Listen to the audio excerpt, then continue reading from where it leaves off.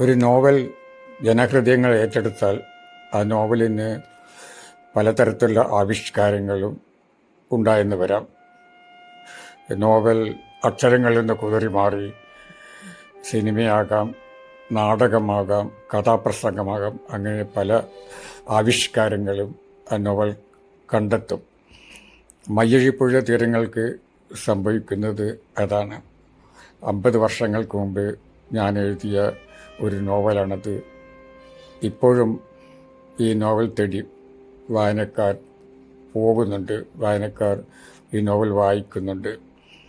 അതിന് ഒരു നാടകാവിഷ്കാരം ഇപ്പോൾ നൽകുകയാണ്. അത് കുവൈത്തിലെ ഫ്യൂച്ചർ ഐ തിയേറ്ററാണ് ഈ നോവൽ നാടകരൂപത്തിൽ അവതരിപ്പിക്കുന്നത്. എമിൽ മാധവിയാണ് സംവിധായകൻ.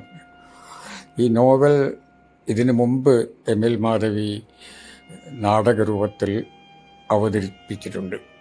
അത് 2 വർഷം മുമ്പ് കണ്ണൂരിൽ നടന്ന ദേശാഭിമാനി സാഹിത്യോത്സവത്തിലാണ്. അന്ന് ഈ നാടകം ജനങ്ങളുടെ മനസ്സ് കവരുകയുണ്ടായി.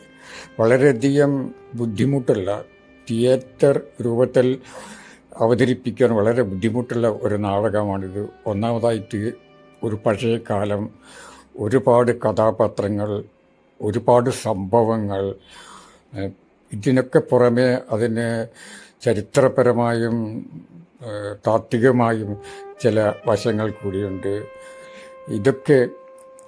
ഇതൊക്കെ ആവിഷ്കരിക്കുകയാണ്. നാടകത്തിൻ്റെ രൂപത്തിൽ അവതരിപ്പിക്കുക എന്നുള്ള എളുപ്പമല്ല. എങ്കിലും കണ്ണൂരിൽ എമിൽ മാധവി അവതരിപ്പിച്ച നാടകം എല്ലാവരുടെയും മനസ്സ് കവർന്നു. പലർക്കും അത് വീണ്ടും കാണുവാൻ ആഗ്രഹമുണ്ടായി.